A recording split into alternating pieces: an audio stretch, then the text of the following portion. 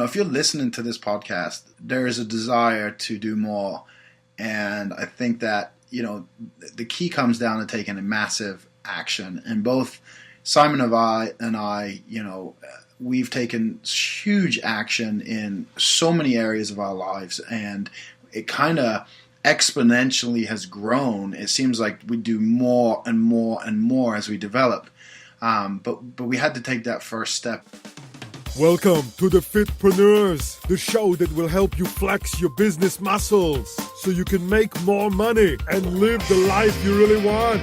No more complaining, whining, or being a wimp. It's time to pump up your fitness business and push yourself beyond your comfort zone. So no girly man or lazy ladies allowed. It's time for me to do some push-ups and turn things over to my friends AJ Roberts and Simon Lovell. Hasta la vista.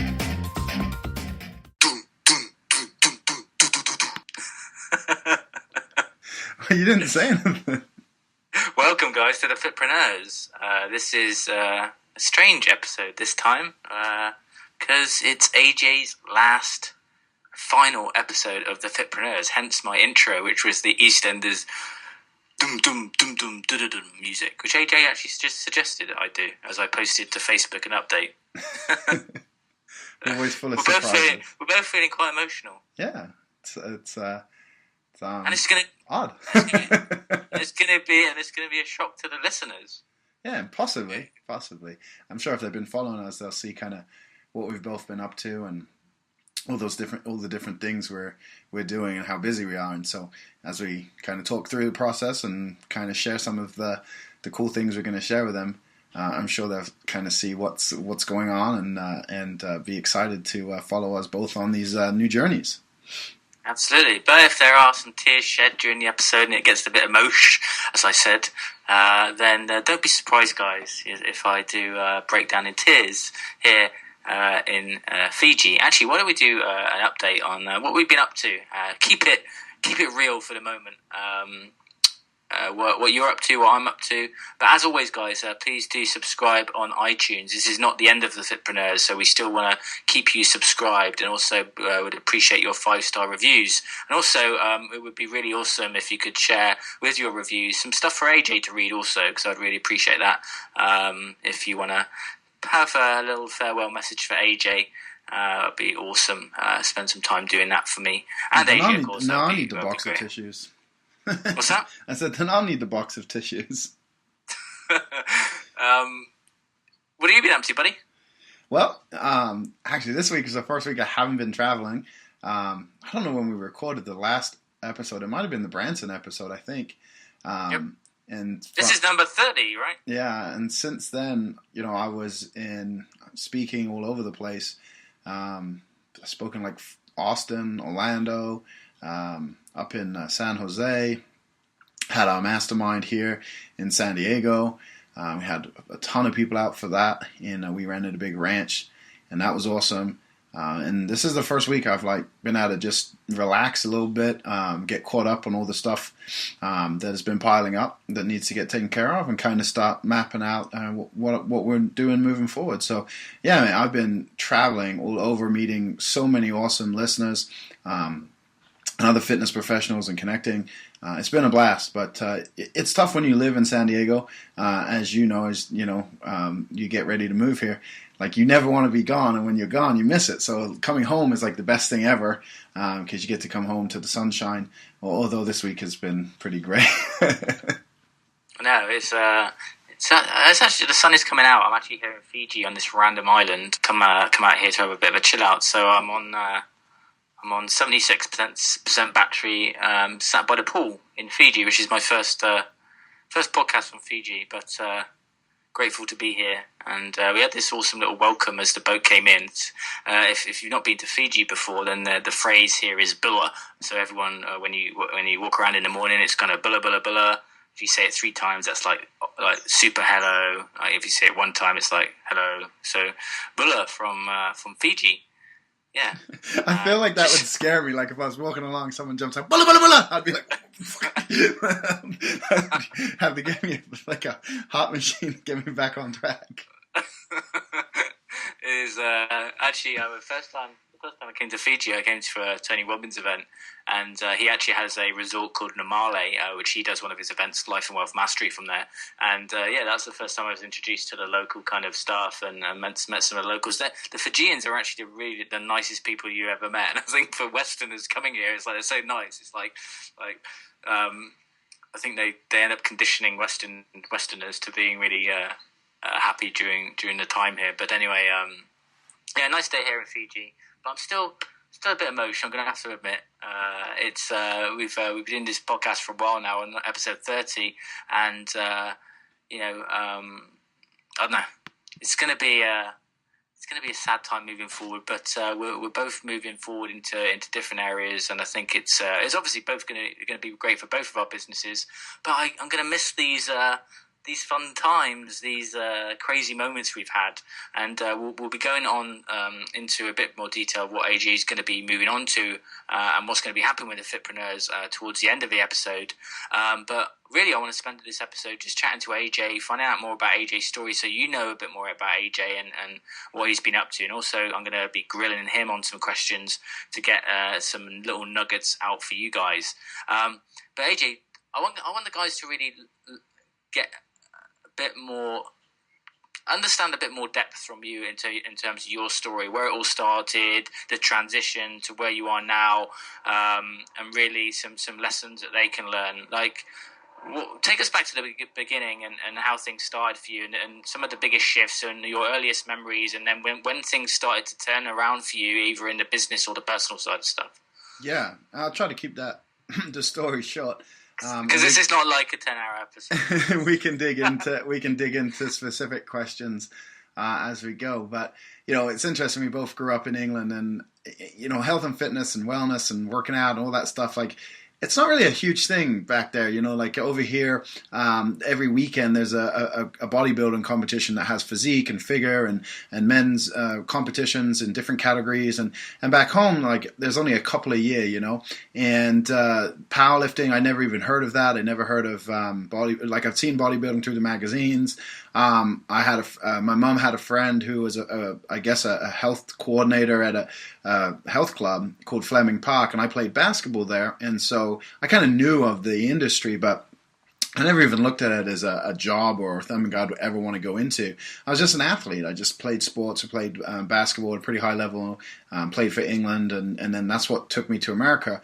But growing up, I always was obsessed with World's Strongest Man, watching World's Strongest Man. I always thought it was really, really cool seeing these huge guys, pushing their bodies to the limits. And I always thought one day maybe I'd get into it, if basketball didn't work out or something. But everything was going good. I came over to the States playing basketball, and the thing that I discovered over here was that most teams regardless of the sport, strength training is a huge component of the team training. And so the coach was really passionate about that, and of course, having grown up watching that, I got really, really into lifting weights and was super competitive, if you can believe that, and wanted to have like all the records in the school. And I didn't know anything more than that, but there was a company called Bigger, Faster, Stronger, and they sent magazines to the school, and the coach had probably 2 or 3 years worth of magazines, and I just devoured those, reading from cover to cover. And then my senior year, I asked him, can I help you program? And that's the first time I got, I guess,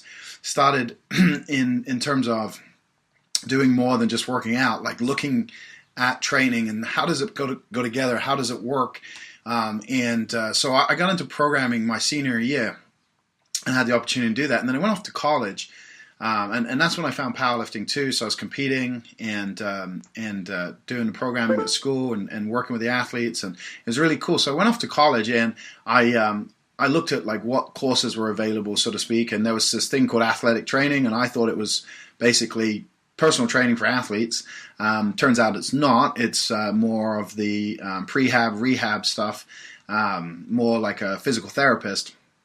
And so I switched majors, ended up graduating with a degree in sports science, emphasis in coaching.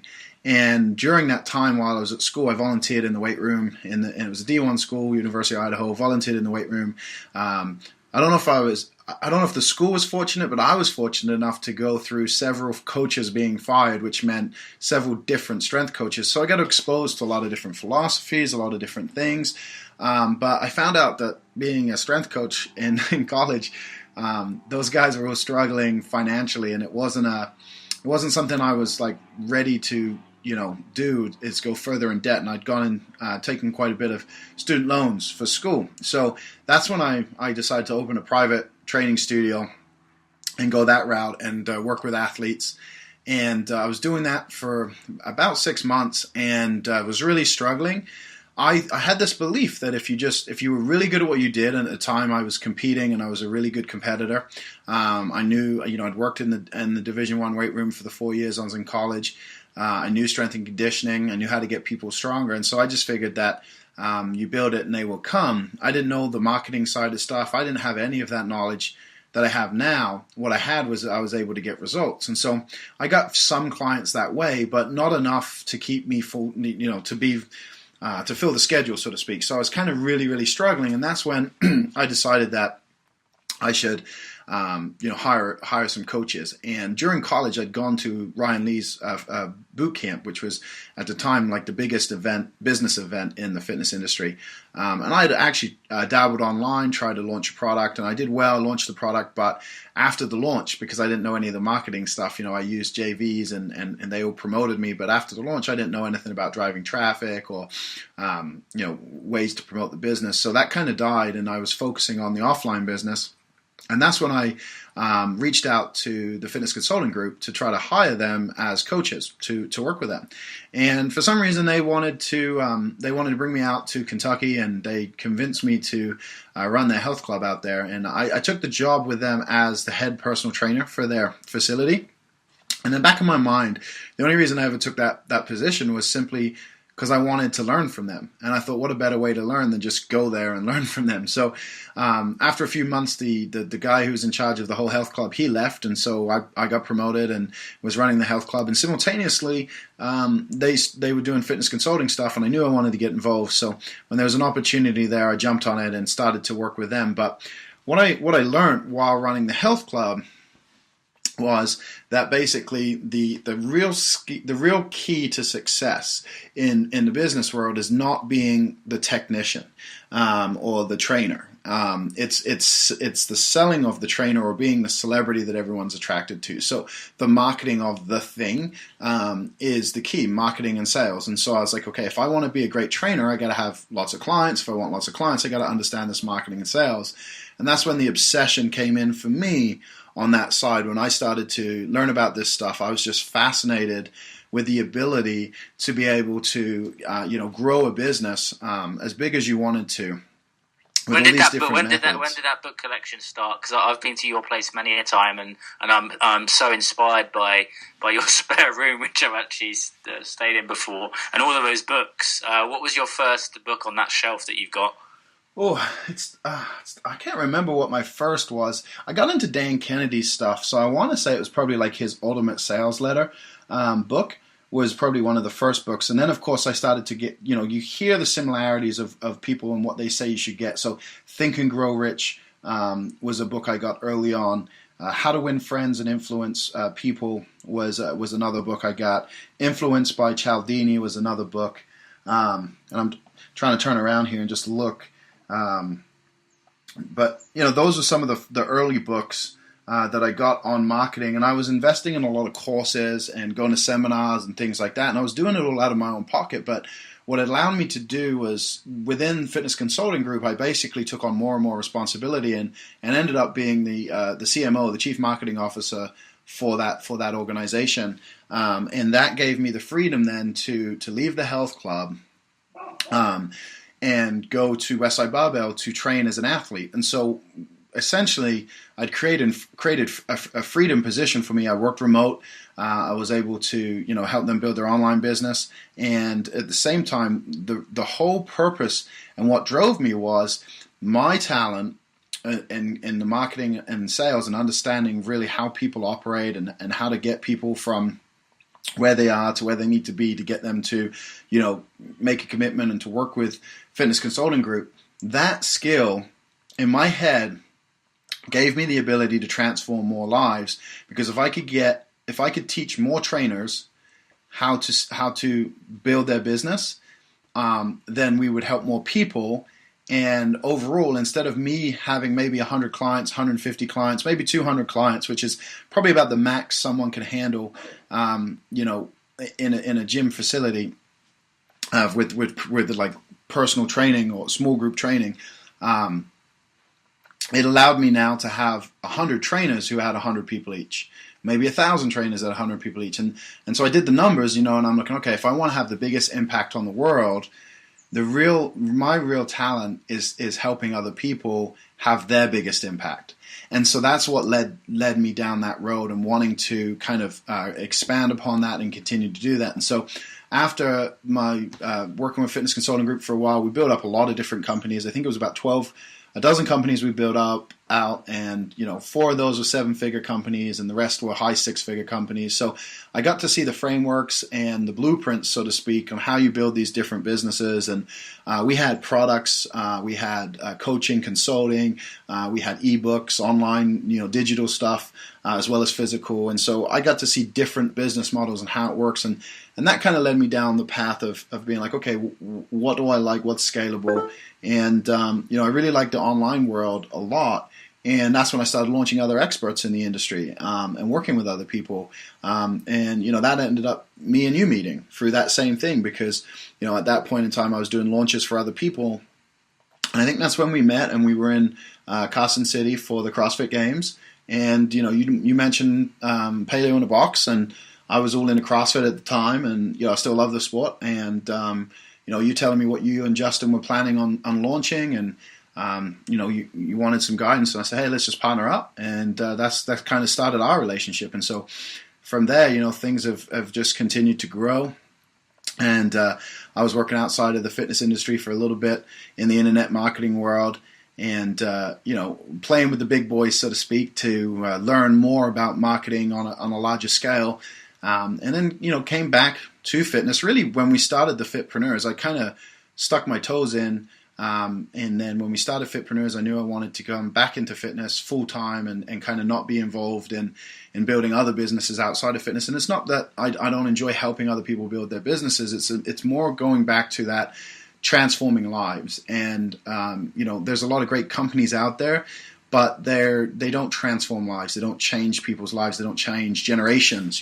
I have this belief that as a trainer, you have the ability to change someone's life. But it doesn't stop with them, because that ripples into their family, that then ripples through the generations. And so, I wanted to work with what I consider the biggest transformers. And so I began working with trainers again, coaching trainers again, and then working with coaches of trainers, people who have a network of trainers already, and helping them grow even bigger. And so that's kind of what's been, brought us round circle back to where we are today. Got it. Who's been your biggest inspiration, would you say, out of everyone? It doesn't have to be in business, just generally. Like, who's the first person who comes to mind, and why? What have they done for you? Well, the biggest inspiration, I think we nailed it when we talked about Richard on that previous episode, because I think anyone who grows up in England sees that story and realizes that, here's a guy that incredibly smart, but not traditional education, right? Set his own path, blazed his own way. And I think that was one of those things where, having seen that as a kid and growing up with that mentality of what is possible, going from, pretty much nothing to over 300 plus companies, rumor is he said over 600, with half of them failing and whatnot. But just seeing that perseverance and a guy build that empire, I've always looked at that and been super inspired by that. And to be honest, I've always looked at the big organizations as inspiration, like Disney is one, and studying the people like that, like old people. When I say old, I mean people who have been around forever, that have created these legacy brands, so to speak. And I think that's always been my inspiration, is to figure out a way to create a legacy brand that lives beyond me. And so I've always looked up to those people who have those kind of things going on, and Steve Jobs was another one.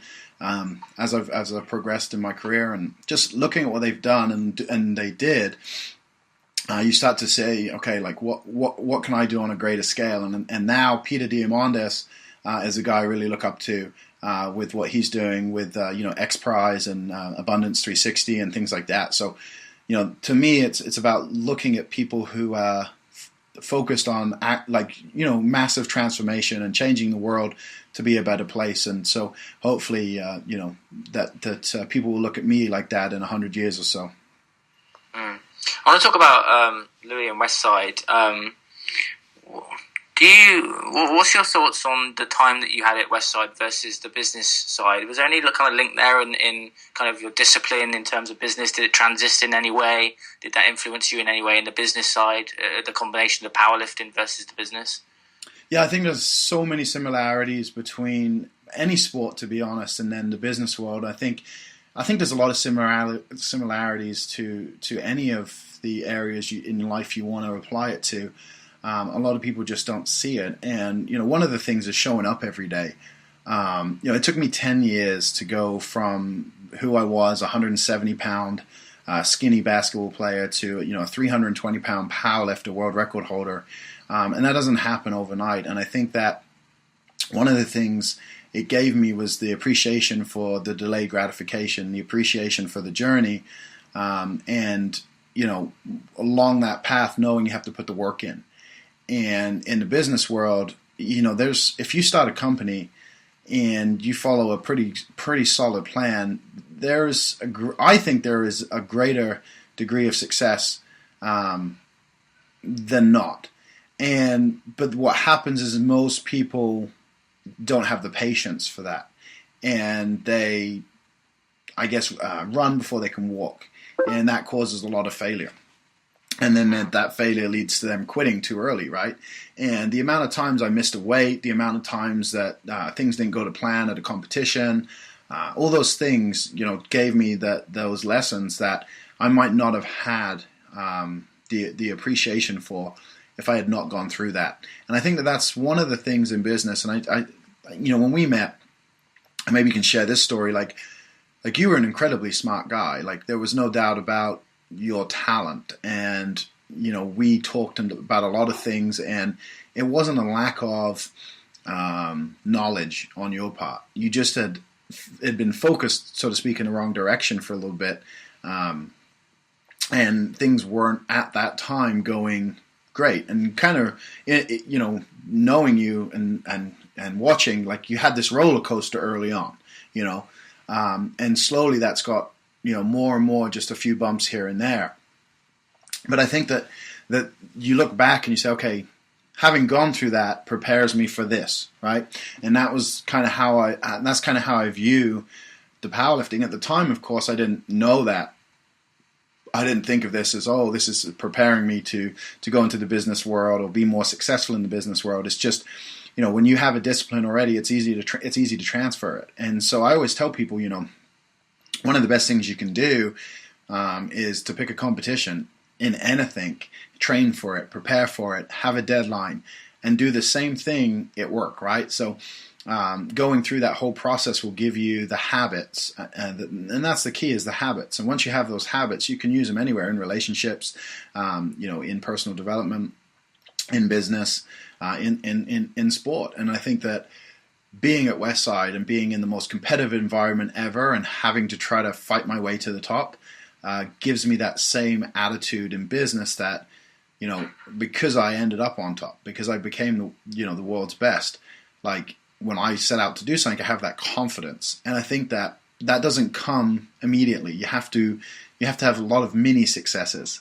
And as you kind of get that momentum, especially in business, if it comes to sales and selling high ticket programs, like, it might take you a while to sell that first high ticket program, but once you've sold, a $3,000, $5,000 package, you get a little bit more confidence, and you're able to keep going. And I think that's kind of those kind of lessons from Westside in terms of grinding and then having a breakthrough, grinding, having a breakthrough, and then being able to appreciate all the pain and suffering and the days I didn't want to get out of bed because my body was broken, and the being so unhealthy to push towards the goal. Now, I'm not saying that's how you should run your business, but it taught me discipline, taught me perseverance. It taught me to, always be pushing and working hard. And those are the things that I think do carry over. That brings me nicely on to this next question, which I think the guys will find fascinating, which is kind of your daily routine. How do you condition yourself? Because I think it's so important. If we spent a lot of time with Tony Robbins at his events, and he talks about conditioning and then kind of routines. But what's your routine for success? What do you do? How do you get up in the morning? What time do you get to bed at night? What's your typical routine of the day that people could kind of emulate if they wanted to? Yeah, that's a great question, because I've gone through so many different phases trying to copy other people, so to speak, who, they get up at 5 a.m. I got to get up at 5 a.m. Oh, these guys don't sleep. I got to figure out how to hack my sleep. And I got asked on another podcast I was being interviewed on about biohacking and what's my thoughts on that. And my summary was just simply this: like, biohacking is a way to learn how to do stuff more efficiently in less time. And so in terms of my routines, what I've tried to do is figure out how to be more efficient in less time. And actually, a mentor of ours, Kevin Nation, he always says, ask yourself this question: how can I do X without doing Y? And so for me, it's like, how can I do more but in less time, right? And so my routine now, I get up about 6 a.m. But I get up when like the sun rises in my room. I have this kind of skylight almost, and so when that sun comes up, I just wake up with the sun, and I don't set an alarm anymore. And I found that by doing that, my body always feels great waking up. Now, in terms of doing that, if you wanted to get up earlier, I think you have one of these like alarm clocks, right? That is a natural light, like instead of an alarm, it's a light. Yeah, it's called a Lumi body clock. Yeah, so you can condition yourself to do this without the sun. So it's one of those things that, for me, here in California, it's always sunny, so it's easy to do.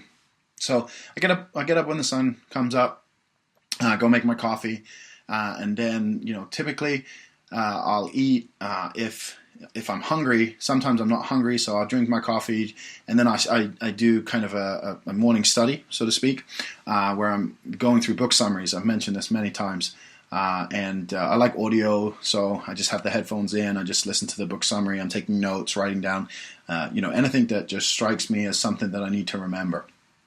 And if you're listening and you want to kind of get book summaries and stuff, like Success has them. There's another thing, Success.com has book summary club, and then there's another thing called Philosopher Notes, and there's a few others as well. Do you listen to anything? Sorry? Do you listen to any book summaries type stuff? Oh, no. Okay, but those are just two, you can do. But I like to do that morning study and kind of get the mind, just off of whatever it might drift to, and just get it focused on, studying something successful. And then a lot of people meditate first. I like to meditate a little bit later on in the morning.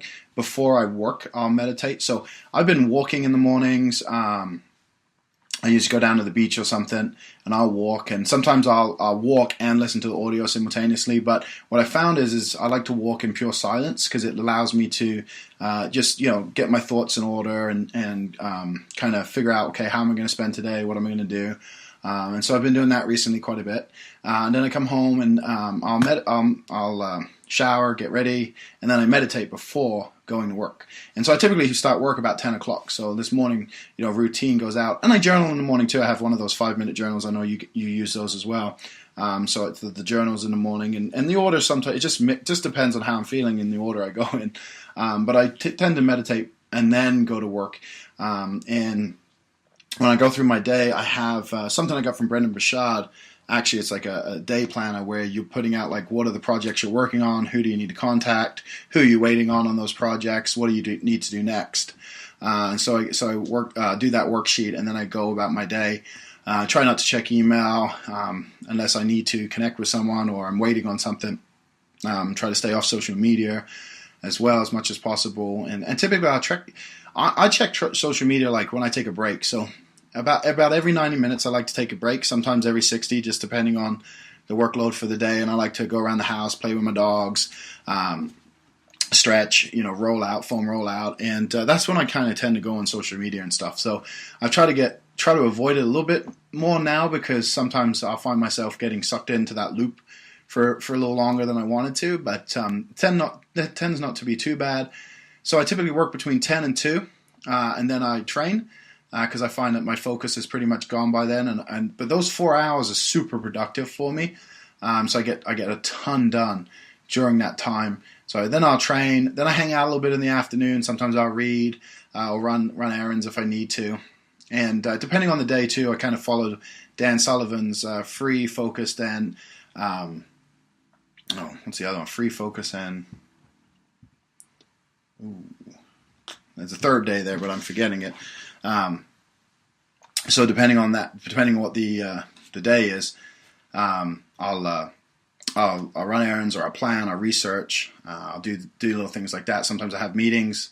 Record podcasts, all that stuff tends to take care in the afternoon, and then in the evening, I relax a little bit, spend time with my partner, and then a lot of times in the evening I get creative, and so I'll make notes, I'll draw on the whiteboard, I'll be brainstorming, but you tend to try to stop all work about an hour before I go to bed, and usually I'm in bed by 9:30, 10. So that's a typical day, and obviously that gets jumbled around when I'm traveling and doing all those things. But what I really try to keep in place more than the day structure is the morning rituals. And so when I go somewhere and I travel, even if my day starts earlier, I try to get up a little earlier, try to get in, or maybe I get up the same time, but I do a little bit less, but I still get all of those things in. But to me, that structure is freedom. And a lot of people think that, when you have a really rigid schedule, it's confining. But I find that it's so freeing, because I know what needs to be done when it needs to be done. And then, on my free days where I take off completely, like, I'm not worried about getting all this other stuff done, because I've got it done on the days that it's supposed to get done and when it's supposed to get done. What makes you smile most? Other people smiling. Probably the best. I don't know. I've slowly become a more and more happy person all the time, and just appreciating the small things more now. Just being able to stop and smell the roses, so to speak, and appreciate the palm trees here, and appreciate the flowers, and appreciate all those things, and just watching things unfold as I create them, and seeing people's lives change, and all those things. I seem to be smiling a lot more. And I have so much gratitude and appreciation for everything that it's hard not to at this point in life, But you're like me. You as well as working on the business, you spend and invest a lot of time, money, effort, and energy in self-development. Talk a little bit about that and the importance, because I think that while this is about being a fitpreneur and building your business, in order to be happy, you've also got to put in the work on that side of things, right? Yeah, I think you're absolutely right. And, I think more than anything, I've always been into self-development, to be honest. And more so, what I wish self-development changed their word and looked at that as like the search within. I think that for me, it's been trying to understand myself and understand my actions, understand the way I think, understand the way, and because of the obsession with marketing and the psychology behind that, seeing how other people operate, I found that the more I understand myself, the more I start to understand other people. And to me, that's been a huge benefit in every area of my life, and business especially. And so I think that what typically happens when people singly focus on one area, like if they just go to learn business stuff, they miss so much, because at the end of the day, we're all humans, and relationships, personal development, spirituality, all of those things, it's a part of what makes business successful.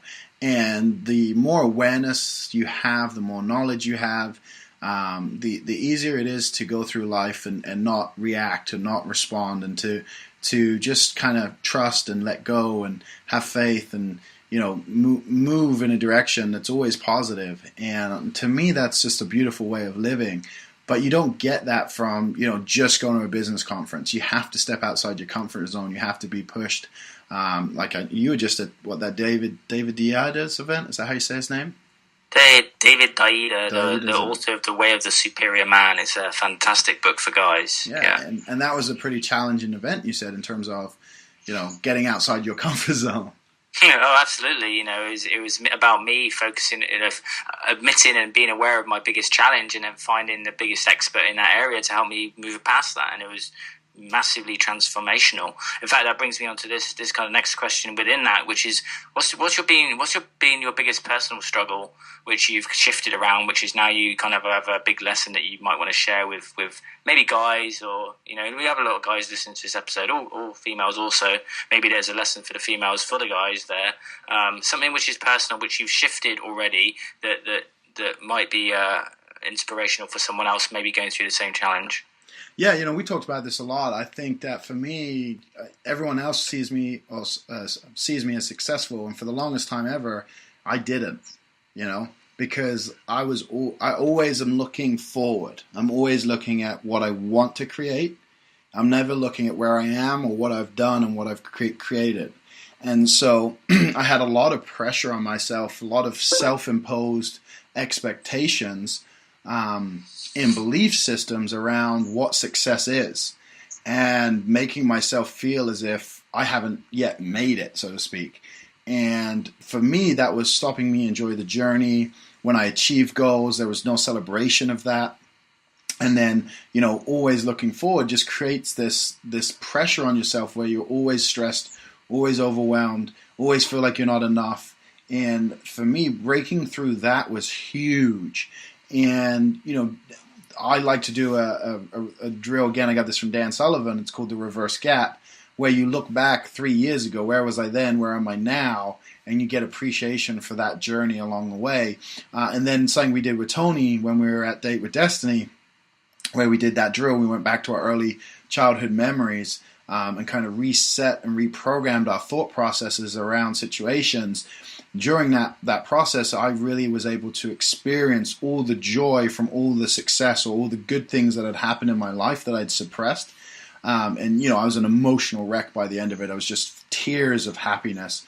And that really freed me and allowed me to operate from this place that, everything I do now, it's not because I don't feel successful, but it's because I want to have a bigger impact and change more lives. It's not because I'm chasing this imaginary success goal that I've made up, that even if I had reached before, I still would have been unhappy because I would have set a bigger goal. An example, so people can contextually understand what I'm saying. So for me, it's like if you don't live, I had this thought process, if I don't drive, a Lamborghini and live in, a $20 million mansion, have a private jet and a yacht, then I'm not successful, right? And that's a really ludicrous way to look at success. Because I just assumed that like I had built these stories in my head that once I could get that meant that I was successful. And so it's just about reframing and changing your thought processes along the ways. But one of the things I've noticed, and at your mastermind we had that question, is a lot of people feel like they're a failure. They beat themselves up pretty bad about it, and they forget that they have time, and they forget that they are already making a difference. They are already changing lives. They have already gone from where they were to where they are, and everyone around them is very proud of them. Everyone around them looks at them as a success, yet they don't see themselves as that because they're only focused on what they want to achieve, which is phenomenal. It's a phenomenal driver. But unfortunately, it drives you, but it also makes you miserable. And so you have to find a better why than chasing that. And for me, that was the biggest breakthrough, I think, in recently, And touching on, happiness and that kind of area, what does happiness mean to you now? Like, having had all of those changes, is that shifted? Has that been different now through the development you've done? Yeah, I don't know if I can give it a definition of what happiness is. I think happiness is just living in the now and accepting everything as is. Having that, I have this thought that everything is exactly the way it's supposed to be, the way I've chosen it to be.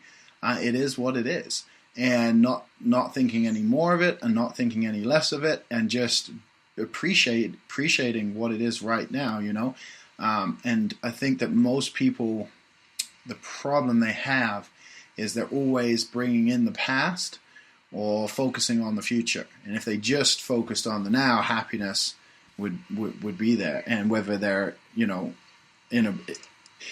it's hard for us to see situations the way they truly are because of emotion. And that comes back to the awareness, knowing yourself. For instance, during a breakup, it's very easy to get emotionally drained and be upset about it. But on the flip side, what I've discovered, and I'm sure a lot of listeners who have been in relationships that have ended, and you find someone else. And there's always a flip side to that downside. And I think that, it's kind of, if we're in the moment and we just focus on that moment and say, okay, well, the relationship wasn't that great. I wasn't happy. It was pretty toxic. We argued a lot. And if you looked at it for what it was and said, okay, now we're both free to go and be our best selves and find a partner that makes us, we're able to continue to be our best selves, it changes the situation. Same in business. Like, if you're doing something you don't like and you get fired from your job, like, it's freed you to go find something else. If you're doing something you love, but you're not being successful in it, well, it's a lesson to go and figure out how to do that, to hire a mentor, to invest in a course. There's no such thing really as failure or as bad. Everything is just a lesson. And if you can change that and be present in the moment and let go of everything on either side, to me, that's happiness, because you can appreciate, even in the worst of situations, good.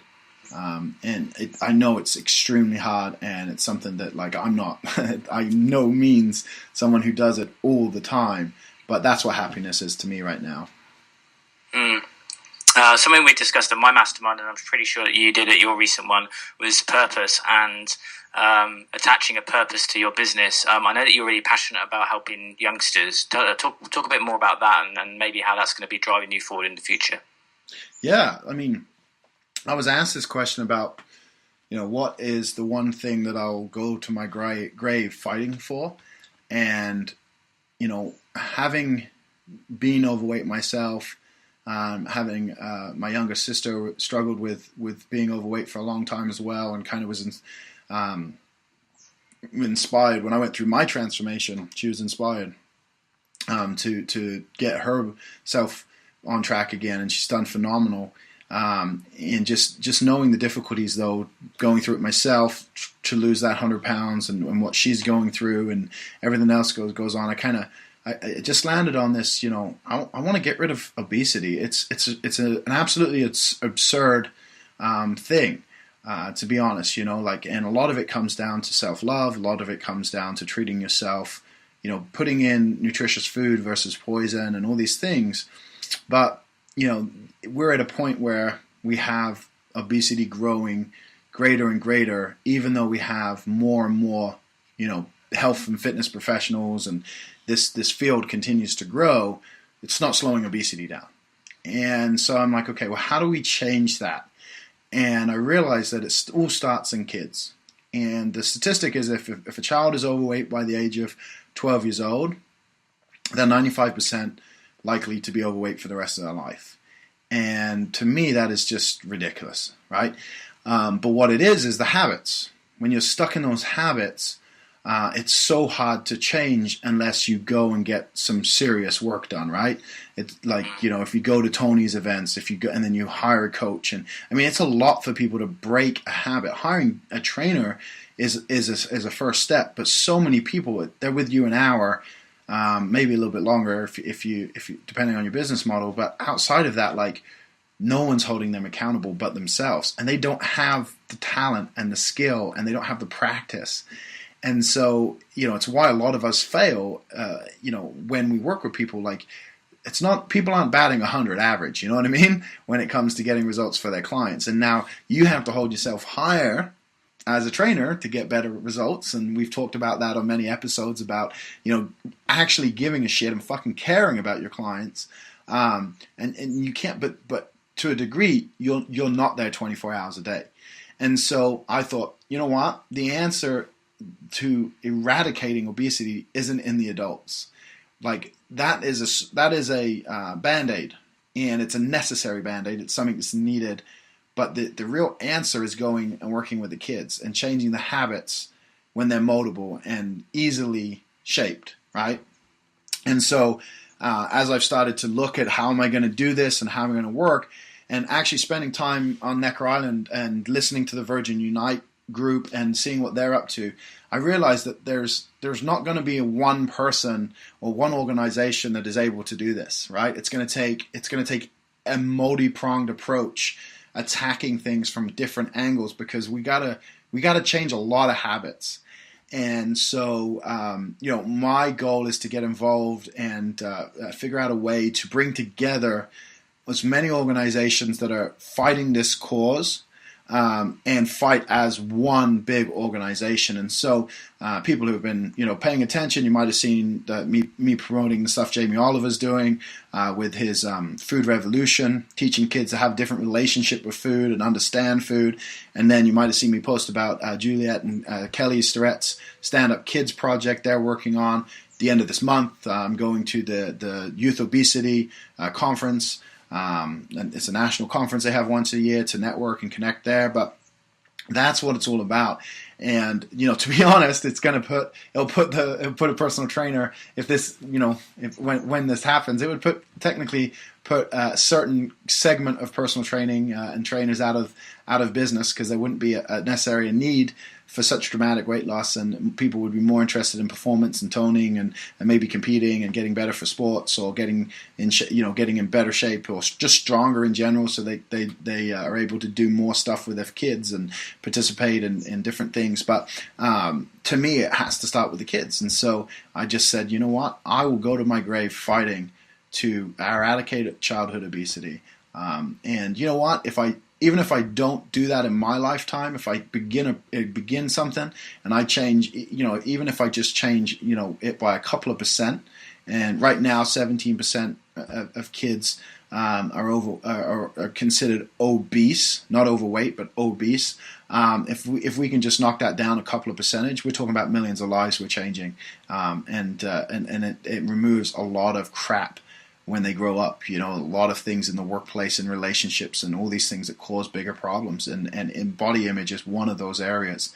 And I think that it all starts with the kids, with self-love, relationship with food, healthy habits. And it's more than just working out.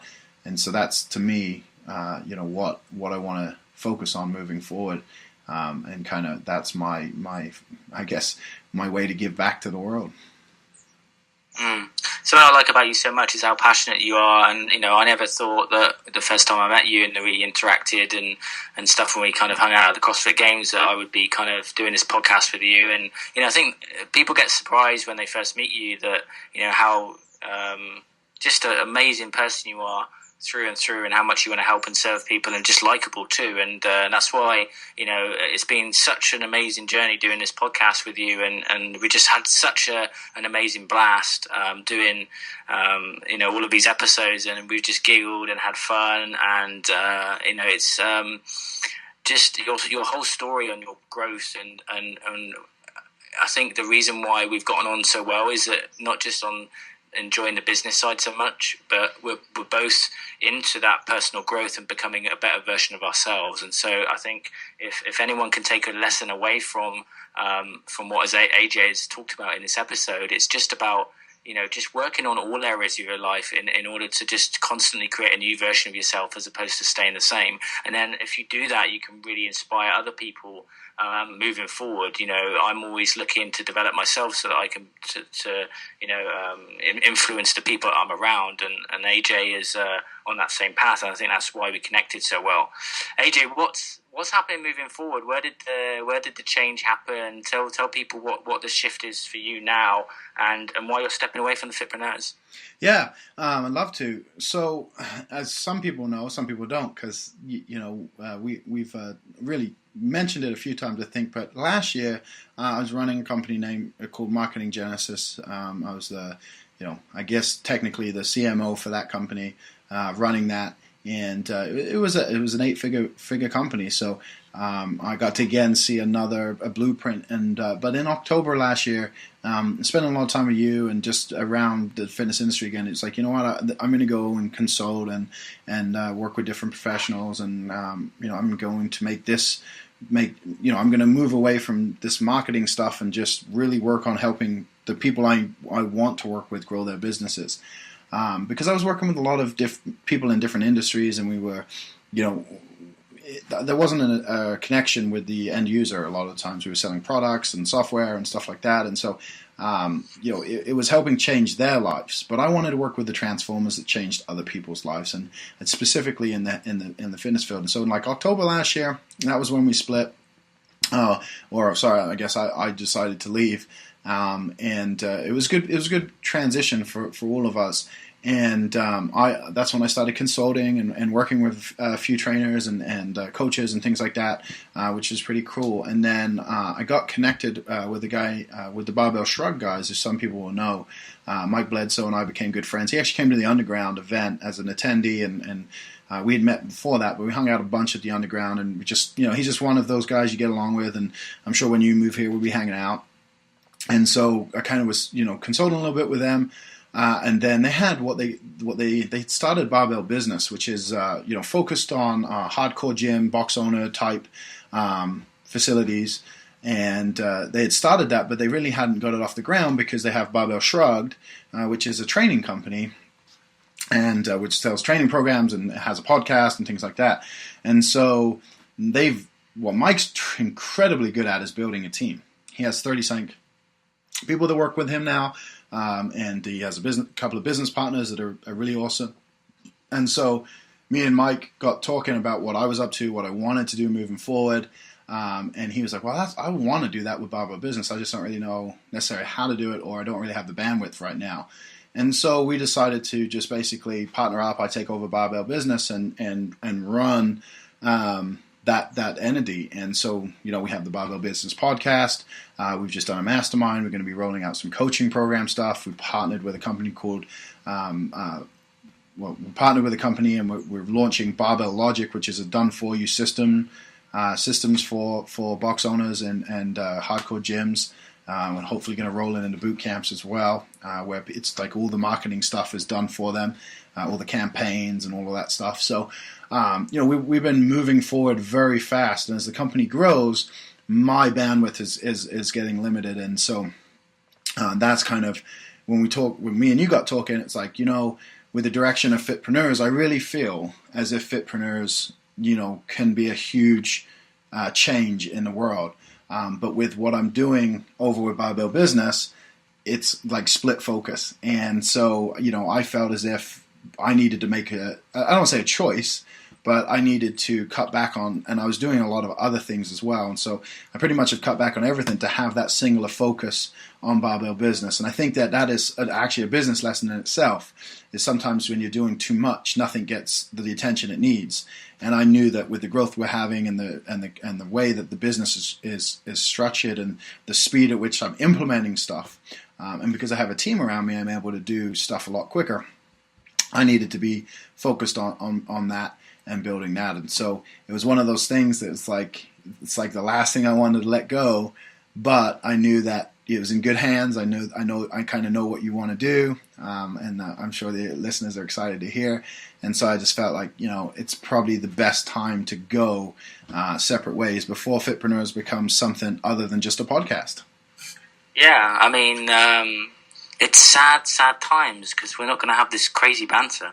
But yeah, the Fitpreneurs is going to be staying around, and your journey and the stuff that you're doing, changing lives. It's just it's all about making the right decisions for you as a person. And I think that's another big lesson, is doing what's right for you and not attaching to what someone else potentially wants. And so, AJ's moving in a different direction, and we're, there may be some thoughts and processes of other people on why this has happened, but it's all amicable. It's all perfectly, we're amazing friends. We will always be. But this is going to be an opportunity for the Fitpreneurs to take a slightly new direction. We're still going to be doing podcasts. It's just going to be in a slightly different format. But yeah, the Fitpreneurs is going to grow. I've got some big ideas for building out a coaching company and doing more with it, and integrating it into my own business. And so moving forward, it's I actually think it's a really positive move for both of us. Actually, aside from actually the fun that we're gonna miss out on during this podcast, I think it's actually going to be great for actually the outcome of those that may invest in the side of stuff that you're doing, also that may want to invest in the side of stuff that the Fitpreneurs is doing. So whatever direction people take and who people gravitate to, I think it's all for the best. Yeah, and I think it's one of those things where it's like, I'd be a listener on as many podcasts as possible. There's a bunch of other good ones out there as well. I've always learned from and invested in multiple different people, and so I never feel like it's a split choice, right? I have that very abundant mindset. You have the same thing. It's kind of like, people invest where they need to with the people they need to, but it doesn't mean they're not going to invest in someone else's programs and products and things like that. And plus, we're going to be hanging out a lot, and I'm sure, there'll be the crossover and there'll be stuff we do together in the future, and or at least, party together in the future. So it's like, I think that, I know a lot of listeners will miss the weekly, or bi-weekly, whatever, depending, we kind of slowed down a little bit with schedule craziness, but I think that if like you said, if anything, it was interesting talking to you. It's kind of come at the right time for both of us, as we're both moving into doing even bigger things than just the coaching consulting side of stuff.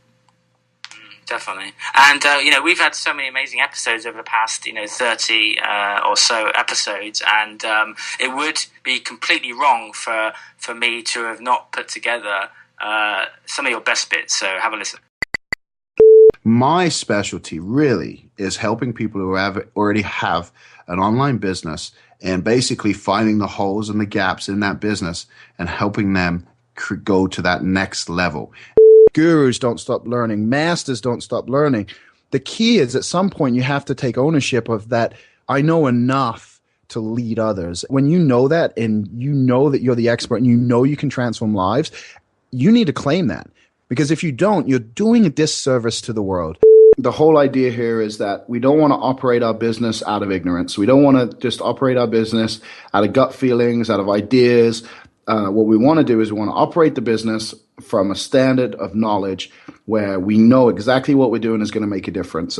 When you understand the customer better than the customer understands themselves, that's when you're going to make the money. All right. That's when it's all going to come together, because at the end of the day, when we're marketing, our whole goal, our whole aim is to help more people. There you go, AJ. Wow.